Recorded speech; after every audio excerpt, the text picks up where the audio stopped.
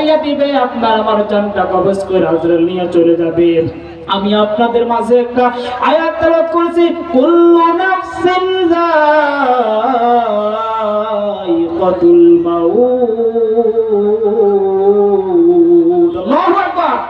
আল্লাহ রাব্বুল আলামিন বলেছেন কুল্লু নাফসিন যায়িকাতুল মাউত। তুমি মরণ থেকে যতই পালাও, মরণ তোমায় ছাড়বে না। ঠিক মতো পারিলে নামাজ জান্নাত তোমার ঠিকানা। মরণ থেকে যতই পালাও, মরণ তোমায় ছাড়বে না। ঠিক মতো পড়িলে নামাজ জান্নাত তোমার ঠিকানা। আহা নবী বেনামাজির শাফায়াত করিবে না, আহা নবী বেনামাজির শাফায়াত করিবে না। ঠিক মতো পড়িলে নামাজ জান্নাত তোমার ঠিকানা। ও ভাই আমার, গভীর মনোযোগ দিয়ে শোনো। মরণ আপনার আমার কখন আসবে কেউ জানি না, জানি না, জানি না, জানি না। এই মরণ হঠাৎ করে চলে আসে। দুনিয়ায় আপনি আমি আসার সিরিয়াল আছে, দুনিয়ায় আপনার আমার আসার সিরিয়াল আছে, কিন্তু যাওয়ার কোন সিরিয়াল নাই। কথা বলেন ঠিক কি না? দুনিয়া একের পরে ধাপে ধাপে আসে।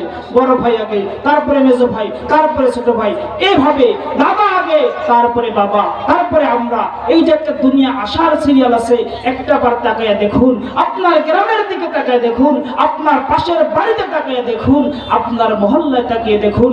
বাপ আছে দুনিয়ার মধ্যে, সন্তান নাই। দাদা আছে দুনিয়ার মধ্যে, নাতি নাই। ভাই আছে, বড় ভাই দুনিয়া আছে, ছোট ভাই নাই। বড় বোন দুনিয়া আছে, ছোট ভাই নাই। বড় ভাই দুনিয়া আছে, ছোট বোন নাই। মা আছে দুনিয়ায়, সন্তান নাই। সন্তান আছে দুনিয়ায়, মা নাই। এই যে দেখো, দুনিয়া থেকে বিদায় নেওয়ার কোন সিরিয়াল নাই। এই জন্য আপনাকে আমাকে সদা সর্বদা এলার্ট থাকতে হবে। আপনাকে আমাকে সর্বদা আল্লাহ তাআলার পক্ষে, আল্লাহ তাআলা ইবাদতে মশগুল থাকতে হবে। আপনাকে আমাকে সদা সর্বদা ঈমানি হালতে থাকতে হবে।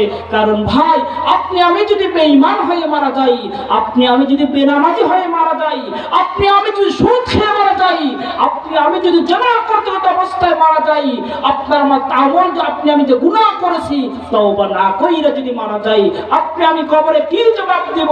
আমার রবের কাছে কি জবাব দেব?